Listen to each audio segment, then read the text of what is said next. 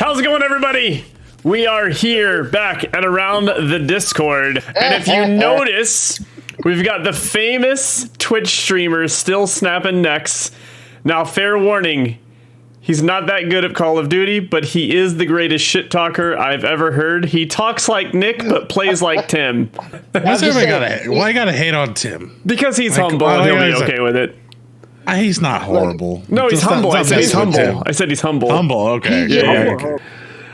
All right, so let's jump right into our first topic. Now, the beta just happened, and you may have heard Ender talk about this on his podcast, but the beta just happened. They didn't use this so-called anti-cheat that they've been blasting as basically using it as marketing this time, right? So my question to you guys is, was it a mistake that they didn't use the anti-cheat in their beta to at least start testing it? And we're going to start with you, Stilsnappinnecks. What's your thoughts on this? You know, I don't think they really did make a mistake. I think they were trying to just get ahead of the curve when it came to the cheaters. So all the cheaters that came in and cheated, they're all going to be banned once that first wave actually comes. I think it was more of just that, just trying to hit them up, see what codes they're using, see what, whatever scripts they're using, and then just ban them from there. And then hopefully we'll have, a whole list of new guys with new accounts to cheat once the season drops officially. All right. And then we'll see if it actually works. But it's not a bad opening take. I'll give it that. Let's go over to you, Jordan. What do you think? Obviously, it's a mistake. I think it might just be an excuse as to when it starts happening that it's like, oh, we're working on it type deal. I like it. That is a typical Activision answer there as well. And Ender, your thoughts? I know you weren't too happy about this on your podcast. I think it's twofold. One, I do agree with the fact that since they're going so hard at hardware bans right now, being able to get that hardware and get those bans out quickly would help with that. I think anything that you are going to be developing that's new needs to be tested at scale. So my question is, how are they going to test at scale? If they have a way they're going to slip it into other games or other things to test at scale, I'm fine. But if they don't test at scale, there's going to be a problem when it first gets launched. Now, what about you, Jay? I like to think, because I play this game all the time and they're not going to screw this up, I would like to think that it's actually running in the background and it's just not bringing the ban hammer. That they're being able to get the data Sorry, from excuse me. So you can see the points are dropping for being a grown man and being that naive when it comes to Activision. One more time, we're going to go back over to Stilsnappinnecks. Tell me what you think, kind of final thoughts on this topic. And should other games, do you think that the cheating is getting so bad that it's getting to the point that developers and other games, there's just no way to stop it? I think there should be a way to stop it. I think it comes down to internal investigations where, you hear so many rumors where there's internal guys that are sending out the codes and different things and selling them essentially where they're making money off of these. And so they don't give a shit. They want the cheats to happen because they're going to make more money off of them and people are going to bitch about it more. And from the regular player standpoint, like Jay, not like me, like a pro like myself, but we might step back once we see more cheaters, but players like myself, we're just gonna go and we're gonna kill them regardless, so it doesn't really matter to us. But for the average player, like Jay, I think, or US Bobber, I'm sorry, I think a lot of them do step back and go check out other games, so I think it does hurt them in that sense, and that's where I stand on that. So all right, Ender, your final thoughts on this. Do you think it'll affect other games, and that is it just a problem that's never going to be able to be fixed? I think it's a problem that can be fixed. I think the fix, though, is in machine learning and the algorithms that they have to come up with the machine learning to see the trends of the games that they're going to be playing and how these guys interact in order to keep up with the code. The other side of that is, no, you're never going to be able to stop it because it's just like everything. The guy that's cheating is always ahead of the guy trying to stop them. It's never going to be clean. You're never going to stop it, but hopefully machine learning algorithms can start helping with that. But it's not going to go away. I don't think it's going to affect other games. I think people just got to be like, you know what? There's cheating in the games. People have been cheating in games since games started. Like, get over it. Like, let's move forward. Exactly. Jordan, your final thoughts on this? And, you know, I know you don't play a lot of Warzone, but you play games like Valorant and stuff like that, and we'll get to that in a minute. But are you worried that this is just something developers are never going to be able to stop? I mean, sorry, I mostly agree with Ender, but I do think that there's a way to keep it under control. I think that they just haven't put that much effort into it. Obviously, I don't work with them, so I'm not sure. But I think it's, like I said, easy to not test it out now. So when it does become a problem, they just fall back on an excuse instead of testing it now, which they should have done. Agreed. And Jay, try to get on the board here, sir. Your final thoughts. Is this something that they you know, I mean, I get what you're saying, that hopefully it's in the back end, but you got to admit that is not in their MO for Activision to really be doing it that way. Well, and let's be honest, having an anti-cheat hasn't really been in their MO either, but they're able to change their spots, right? And I completely agree with Ender that you're going to have something more like Skynet that is going to be able to root these guys out, because it's going to have to be in real time. You're going to have to be able to identify it, and you're going to have to make a great effort on it. Then about them testing it, though, just one more point there is the sooner you test the code, the sooner they scrape it and know what you're doing. Holding it may not be a bad thing at that point, because as soon as you test it, you've got it out there. They're going to scrape it. They're going to know about it. There's money involved, and people are going to figure out ways of making their nut, making their money. And if it's involving cheating in games and everything else and making $20 off of some 16-year-old, or being able to make $39.99 like Stilsnappinnecks on his cheat code box that he uses, I mean, the money's going to be made. They're going to be able to use it. All right, next topic. Shots have been fired. Valorant is a game. Speaking of anti-cheat, Valorant, a lot of our viewers, they do play that. I know Jordan's a big player in that, plays a lot of comp in there. Valorant is a game that is largely focused on the integrity of its competitive environment, implementing an industry-leading anti-cheat. They are kind of one of the best. Riot is great at that. But the problem is lately, and you've seen, you know, we've heard about this in Warzone as well, are these Smurf accounts.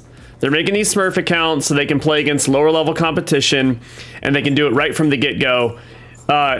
Jordan, we'll start with you. Is, you know, what can they do? What do you think is going to happen? What are your thoughts on this? How can Riot do something to stop this? You know what? It's unfortunate because it is a free-to-play game, which is wonderful, which means anyone can play it. I think that that's great that they do that. It just means that there's nothing to stop people from creating an account. I actually created like a previous account. I'm bad, so I don't smurf. I'm just bad in general. But I did create a personal account, and then I just, when I had it, I was like, you know what, I don't want this anymore, and I just created another one. All you need is like an email, I think, to sign up for it. So unfortunately, I don't really know if there's much that they can do. I remember back in, I think it was a year ago, like October 2020, they said that they were researching ways to fix the problem. But as of now, it's still very much a problem. You can see it on my stream. I get very angry. And what about you, Bobber? Anything that they can do, or what should they do? Well, look, I you know, it's for me, it's always going to be about the money.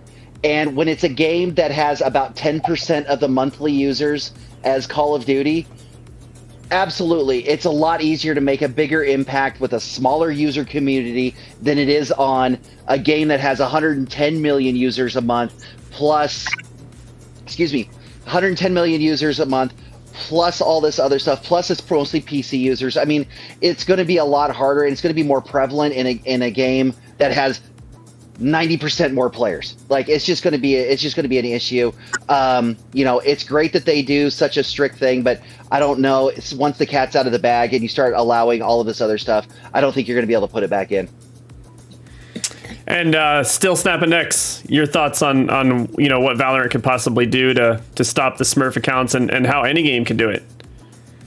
You know, I think it's real tough. Once you're a small guy like that, trying to climb the mountaintops, you know, get to that pinnacle, like, you know, Call of Duty and you know, what's it, Battlefield, and what's the other ones coming out with those fucking nerd ass aliens? You know what I'm talking about? You shoot the aliens. What's that game called? What's that game? You're losing points for dissing on Halo right now, sir. Halo. He's trying to be funny, but no one's taking the bait. Halo. Dusting off the chief. Dusting off the chief because they need to make some money. Hey, so if you're in one of those lower 10% games, it's real hard to make that. So you're gonna stretch to every length that you can to try to link up with them, and you're gonna have less money. You're not gonna be putting your production value towards that. You're gonna be putting it towards your graphics and everything else. So I think that just hinders you, and you're not gonna be able to keep up with the these big dogs at that point, unfortunately. Ender, your thoughts on this? I mean, I think it's one of those things where it's a complicated problem, but I think the solution is actually pretty simple. It kind of goes back to, if you want to play in the ranked mode, you got to have some form of validation through something else other than an email. So I think you can protect your ranked game modes and protect that ladder climb with that, because if you're going to go through it, you're probably not one. I mean, you're still going to have cheaters in there. Like, let's face it, it's going to happen. Like, I can spoof a phone number. I can do all those other things. But adding one extra step to verify, or adding, I've even heard some games going as far as creating some multi-factor authentication. Like, you got to put the code in before you start getting into matchmaking.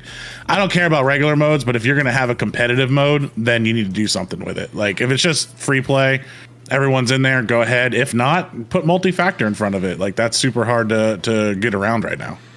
All right, next topic. We're going to go over and talk about League video games a little bit and talk about DC Fandome. So my question to you guys, are these virtual events, are they getting it down to the point that it's so successful, right? Yes, there's a big production value, but there's no venue that they got to rent out. Everything's done in-house. They use their own studios, they use their own stuff. Are these companies getting to the point that they've learned that doing these virtual events is much more profitable than putting on an event that caters to only a certain amount of people versus this virtual event that's global? Do you think that this is something that's going to take over in the future? Are you worried about, can this replace the Comic Cons and E3s permanently? Or do you think they'll come back as we get rid of COVID? Okay, so if we just throw COVID out the window, let's just say it's normal life, and we do that, I think even still, I mean, even the virgins that like to, not get out of their house, I think they're cool with like the virtual events, right? And not having to leave the house, and not put the XXL sweaters on to cover their guts and that type of thing. No offense to them, but I mean, I get it. But at the end of the day, I think you want to go, you want to be there, you want to shake hands with the Green Ranger and the fairy godmother and whoever else these nerds want to meet. And the kids love it, so I think you want to take the kids there. I think they get more out of it than watching a TV, in my opinion. So I think that if you take COVID out of it, if it wasn't a real thing, like it's not a real thing, like you just throw it out, then I think people just want to be in person. I think people are ready to get back to the normal. They want to get in front of their stars. Shit, I love getting in front of them. We went to Comic-Con back here 3 years ago, here where I live in Boise, and dude, we loved it. We ate it up. You on the main stage with all, and that's the thing, dude. These nerds, dude, they love these chicks and their little belly dancer shit, little fairy costumes. Like, in person, it's different. They love it. So I think in person. I think that's called cosplay, PJ. Cosplay. But that's also Comic-Con. And you were a part of the nerds there, getting excited about it. Absolutely, 100%. So I think in person. Ender, your thoughts? How do you follow something so well put like that? I mean, so the way I think about this, I think it's you got to play both. So I think they learned how to do the online game the right way, where they can bring in massive ad dollars from just running advertisements through people watching it. So I think you've got this new revenue stream that these venues didn't really have before. You had your posters and you're selling billboard space or whatever inside the venue. Now you can put this out there and you record it, you live stream it. People are used to it now. They're happy to watch it. I mean, if you look at the Fandome, it's free to watch. So you're making your money from your advertising that they're going to put in there anyway. So that's how they're trying to make this money. But I don't exactly for all the reasons said right before me. I'd rather be there in person. Like, it's a different experience. So you get to be able to watch it if you can't get there. A lot of these things for me being on the East Coast, like I can't get out to the West Coast very often to see some of those. So it'd be nice to have the opportunity to do both. But being able to watch it, I think you get a new revenue stream. Still being able to go to it, they're going to go back to in person. Like there's no way they wouldn't. But you're not going to see the live streaming go away. you're still going to have that. So you think they're going to find ways to mix both? Why not? You've already done it so well. You've already got everything set up. You've already know how to do it. Might as well tap into both revenue streams while you're at it. And Bobber, what about you?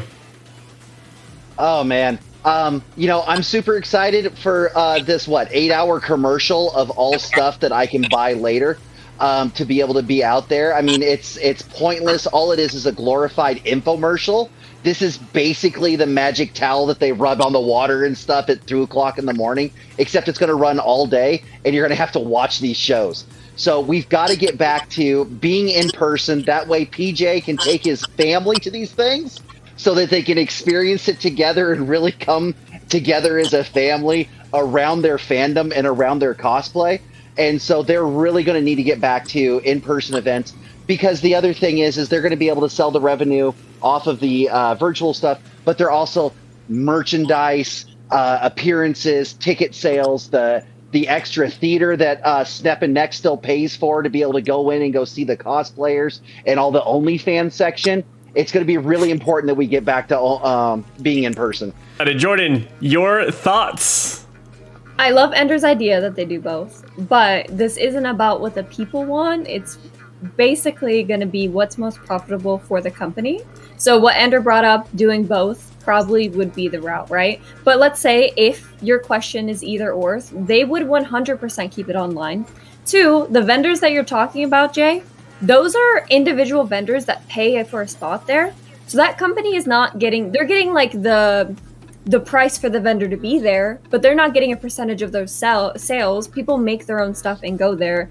So but they are, because they have to pay for merchandising rights before they go there. So they're paying 20% off of the licensing.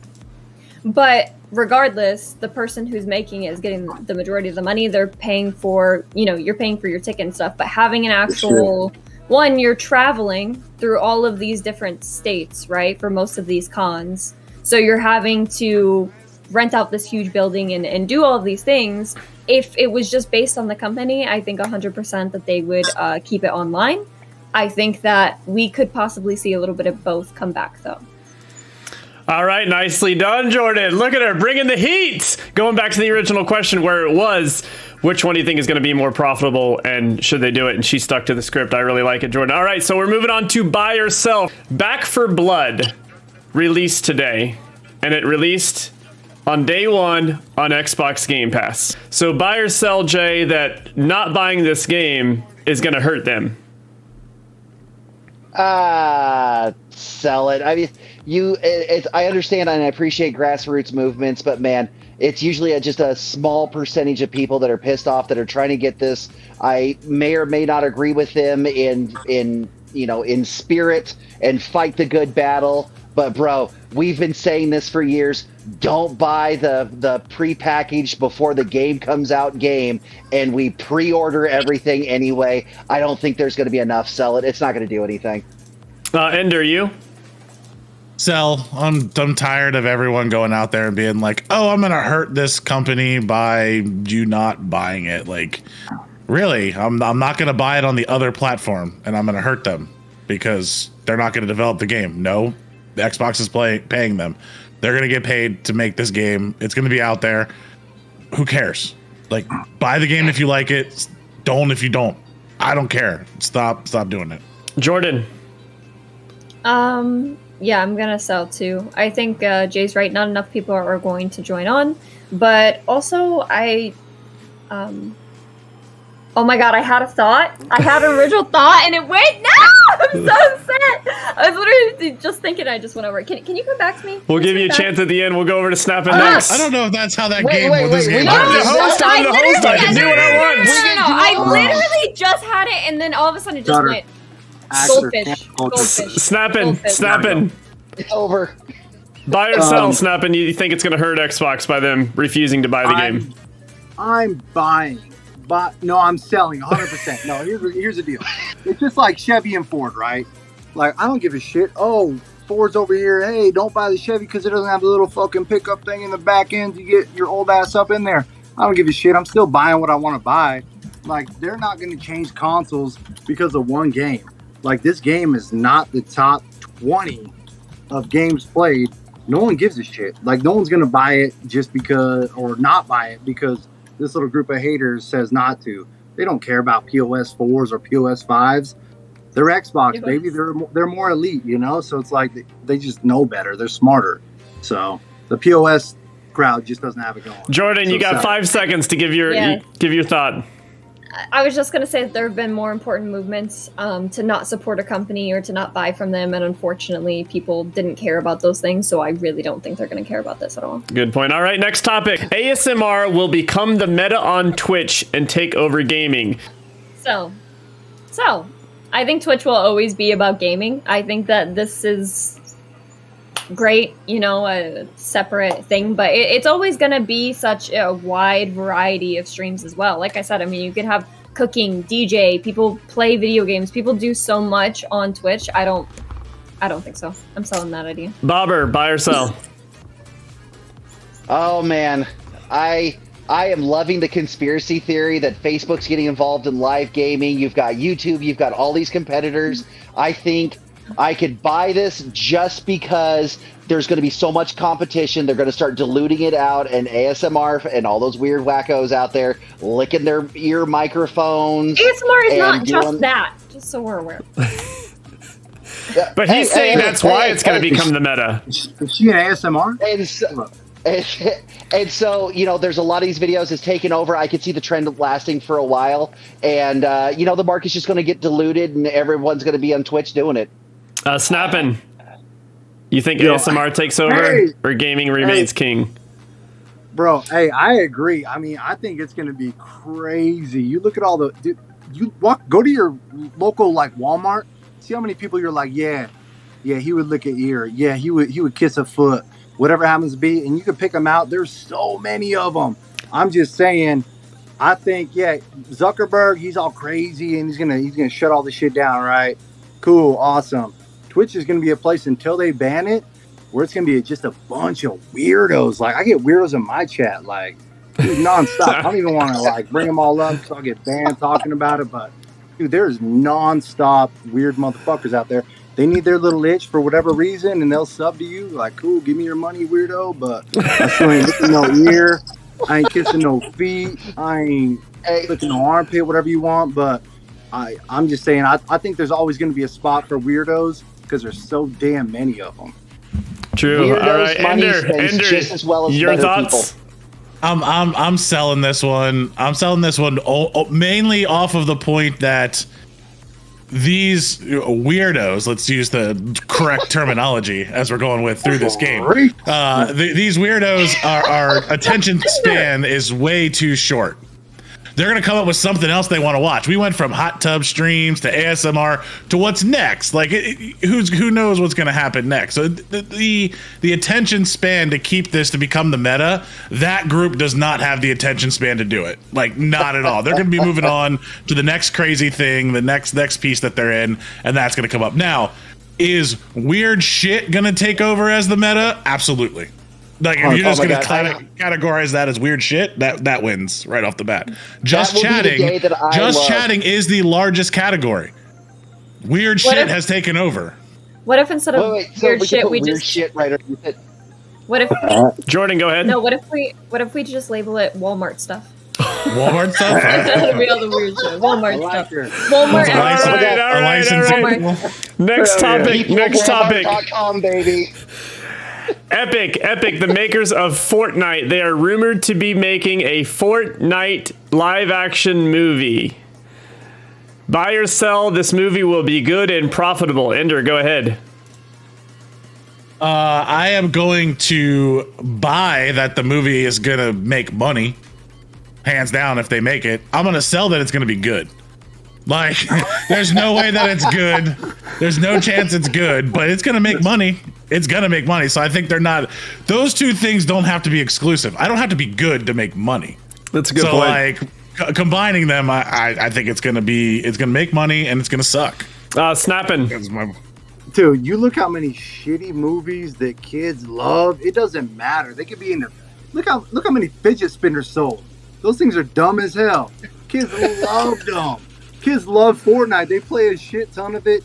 They look at these big streamers that play a lot of it. You know, they're looking at FCS, all these guys. They got Mercs out here, all these big name dudes playing it in these tournaments. And it's been like that forever. PK, all these guys, they're going to Ninja. Dude, they're going to eat it up. They're going to force their parents to go there just like they will force their parents to buy a new skin on Fortnite every fucking month when it does nothing for the character. They're just going to, you know, make their parents take them regardless. Multiple times. It's probably going to be more than the Titanic.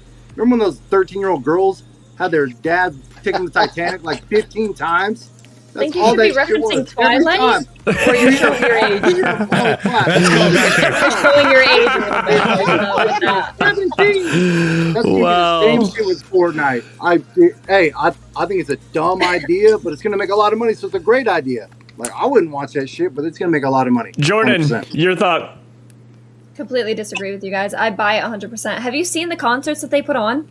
The free concerts for their games that they put on. Also, they have so much money. I think it's going to be good in the standard of it's going to be good for the audience that they make it for, which That's what we say. the people that you are making something for, it doesn't matter if no one else likes it.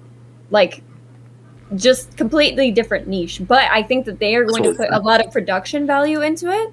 So it is going to be good, regardless of if you guys think it's not good to your standards. It's going to be great for their audience. All right. 100%. Bobber. You know, the US, wait. Their concerts? Have you seen the production value on their concerts? They do a lot of live in-game events, whether it's need a yes Ariana or no. Grande, Star Wars. I need a yes They or do a lot of stuff. Lack of research by the rest of the panel loses a couple points, I believe. Thank you. Wow. All right, Bobber, your thoughts on this? Buy or sell, it's going to be successful and make money.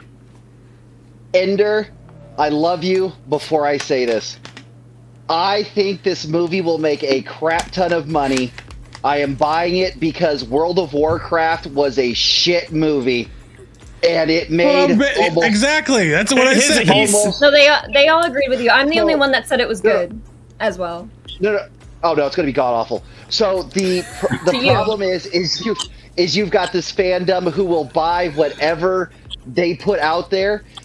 You know, I think it was what, $400 something million that World of Warcraft made, because we have to remember it's not just going to be released in the US. It's going to be released in China. It's going to be released everywhere. It doesn't matter that in the hallways of every school you see the kids busting the move, which is going to be the same stuff that's going to be in Orange Justice you were trying to do. But. You guys clearly have never seen the production value of anything that they've done, because What's the production value of the game? Like, the production value of the game alone just makes you not want to play. They are talking about a live action movie. That's the rumor right now. So not an you're animated. not going to be able to bring in an Ariana Grande movie to be, concert to be able to boost the movie.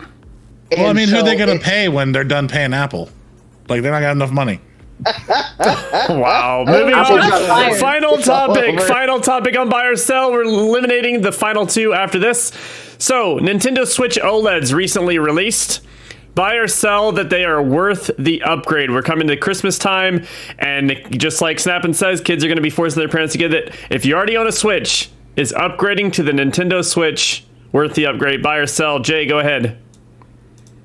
Oh, sell. I mean, the Nintendo Switch, I've talked about how much I'm a big fan of it. It's already a pretty bulletproof handheld console. If you haven't bought it yet, you're going to want to get the upgrade. But it's the same thing when you go from like one cell phone to the next. I just don't think there's enough of an upgrade to be able to justify flushing the system that you've been playing for the past year or two to go ahead and get this new one. Ender.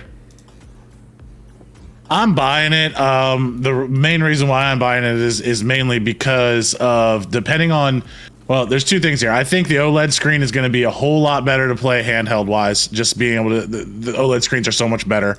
The refresh rates can be better on them and all of that piece. The other thing is, for actual being able to, what we do is stream and play online, having the Ethernet port being able to plug right into the base is going to help a lot of issues when you're trying to play online and different things like that. So I think they're going to up their online game there, because you're not going to be dealing with Wi-Fi and all the other issues that you have. But you could pick it up and still walk away, have a better screen. I'm buying it. I think they're good moves. I don't think they're revolutionary. I think it's an iteration step. It's nothing more than that, but I would be buying it. Jordan. I have one. I'm going to buy it. Jordan.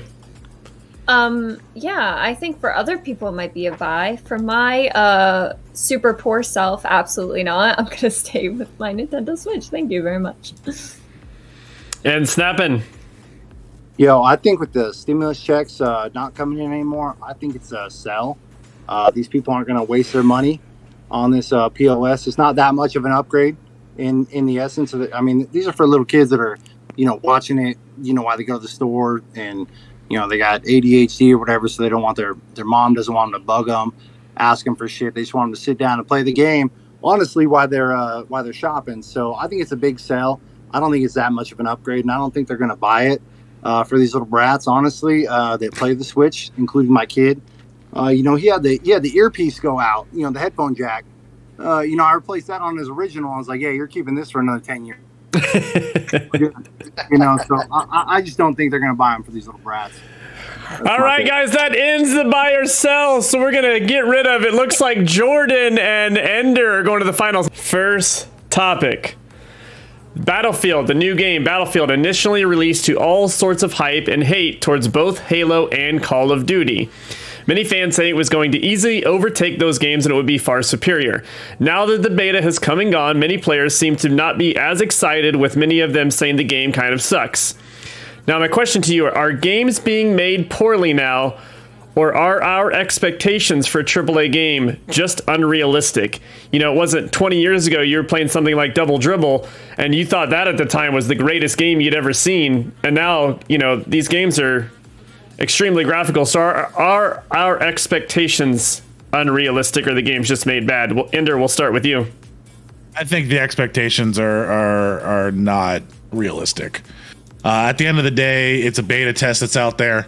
You don't know what the end result's going to be. You don't know what the full content's going to be. I think the AAA games are slowly declining because they're trying to put too many out too fast. I think if they spaced them out a little bit more, gave more content, did more stuff there, it'd be fine. But at the end of the day, it's fanboys being fanboys. Everything comes out. It's the greatest thing in the world. You play it, and then everybody hates it. Like it's the same thing that happens over and over and over again. You're going to have your group that loves it. You're going to have your group that hates it. But expectations are unrealistic for developers now. The massive game that you are trying to create here, the world you are trying to create, is just larger than anything. And a lot of these are free games now. So you're asking them to build these crazy games for free. I think it's unrealistic at this point. And Jordan. I have to disagree. I think they set their own standards. I think the only reason people's standards are so high is because we've seen it done well, and we've seen it done poorly. We've seen it done poorly, unfortunately, a lot. And so now we have the correct standards, I'd say, versus just taking whatever it is a developer's going to throw at us. No, I think the community sets the standards that they're going to set with internet trolls. Like it doesn't matter what it is. Like someone out there is going to be mad. They have the internet. They're going to be pissed off. It doesn't matter what standard I set. They're going to be pissed off about it. So yeah, I don't agree with them setting their own standards.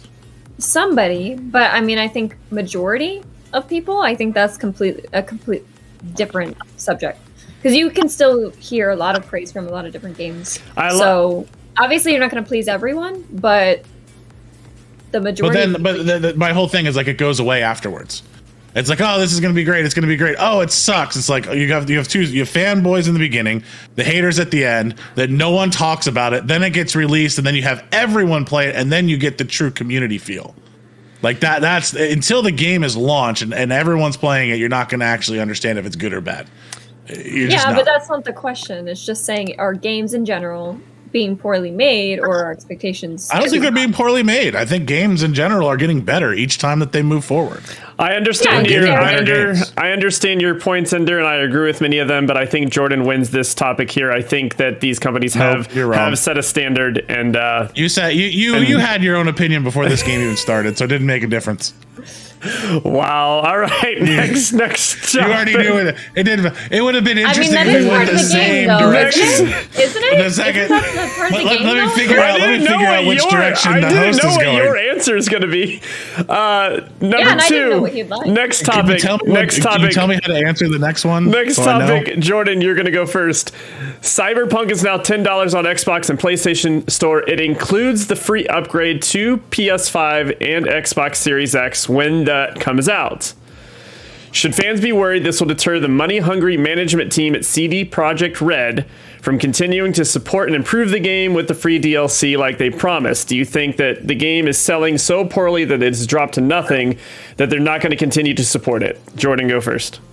God, I hope not. But the fact of the matter is that unfortunately this happens with games, right? Is that they say that they're going to come out with all of these improvements and things like that, and unfortunately it just ends up being like, oh, whatever happened to Cyberpunk? You know what I mean? Like, people just kind of move on. So unfortunately, I think that might be the case, even though I really hope it's not.